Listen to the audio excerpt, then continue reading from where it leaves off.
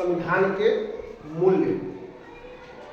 कल हम लोगों ने पढ़ा संविधान के मूल्य। तो कल हम संविधान के मूल्य में देखा हम लोगों ने समाजवाद और संप्रभुता।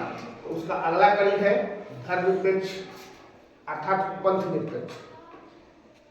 तो हम लोगों ने समाजवाद जब पढ़ा तो वहाँ हम लोग देखा कि वहाँ पर समाज का शासन होना चाहिए। किसी देश में समाज का शासन होना चाहिए, उसे हम समाजवाद कहते हैं।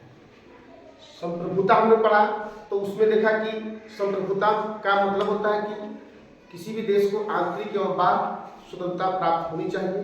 वह स्वयं निर्णय ले सकता है किसी भी देश के साथ विदेशों के साथ संधि करने का या उसे युद्ध करने का निर्णय वह स्वयं ले सकता है, उसे कहते हैं संप्रभुता।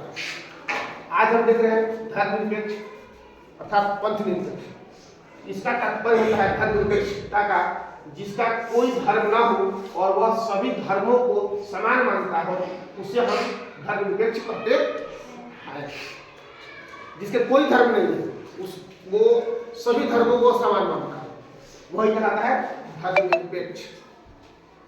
तो भारत का भी अपना कोई धर्म नहीं है। भारतीय संविधान में किसी भी धर्म को महत्व नहीं दिया जाता है। इसके नजर में सभी धर्म समान है। तो भारतीय संविधान में भी उल्लेख है कि हम किसी धर्म को नहीं मानते हैं, हमारा कोई धर्म नहीं है और वह सभी धर्मों को समान माना जाता है। भारत में सभी धर्मों को समान माना जाता है। चलिए दूसरा पॉइंट देखते हैं। अगला हमको किसी भी शैक्षणिक संस्थानों में धर्म की शिक्षा नहीं दी जाती है। किसी भी शैक्षणिक संस्थान वो आपको हिंदुओं के शैक्षणिक संस्थान हो या मुसलमानों का शैक्षणिक संस्थान हो, मदरसा हो, वहाँ भी हम कोई भी किसी भी धर्म की शिक्षा नहीं दी जाती। क्या आपके विद्यालय में हिंदू धर्म की पढ़ाया जाता है? कभी नहीं पढ़ाया जाता है। मदरसा में वहाँ भी मुस्लिम धर्म की पढ़ाई नहीं पढ़ाया जाएगा। चर्चों में वहाँ भी मुस्लिम धर्म की पढ़ाई नहीं पढ़ाया जाएगा। धर्म की प्रचार कर सकते हैं, अपने सभी लोग अपने अपने धर्म की प्रचार कर सकते हैं, लेकिन जबरन किसी को धर्म का शिक्षा नहीं दे सकते हैं, ना अपना उसका धर्म परिवर्तन करा सकते हैं। विश्व का भारत एक ऐसा देश है जहां पर धर्मनिरपेक्षता का महत्व दिया जाता है। जिसका कोई धर्म ना हो वह कहलाता है धर्मनिरपेक्ष। भारत में धर्म व्यक्तिगत मामला होता है। यहाँ जो धर्म है वह व्यक्तिगत मामला है, न कि राज्य का मामला है।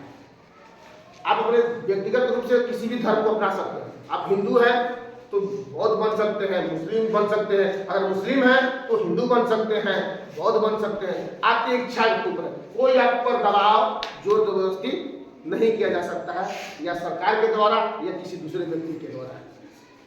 ठीक है, यही कहलाता है धर्मनिरपेक्षता। इसका उल्लेख संविधान के प्रस्तावना में धर्मनिरपेक्षता शब्द का उल्लेख संविधान की प्रस्तावना में है, जिसका हम लोगों ने हमेशा अपने विद्यालय में हम लोग इसकी चर्चा करते रहते हैं। पंथ निरपेक्ष हो जाता है, धर्म को ही पंथ बोलते हैं। निरपेक्ष मतलब नहीं मानने वाला, किसी धर्म को नहीं मानने वाला। चलिए ये कड़ी हो गया। अगला कड़ी हम लोग का है लोकतंत्र। लोकतंत्र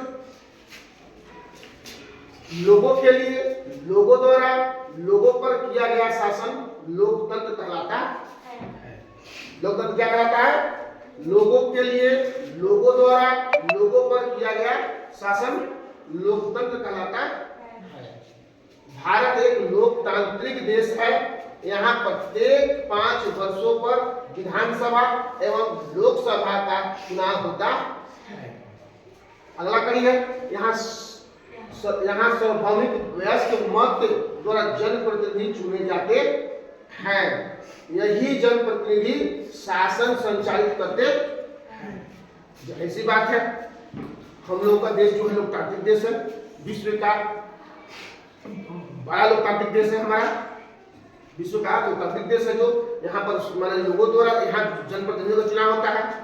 इसका परिभाषा होता है लोगों द्वारा लोगों के लिए, लोगों द्वारा लोगों पर किया गया शासन लोकतंत्र कहलाता है। और हो गया।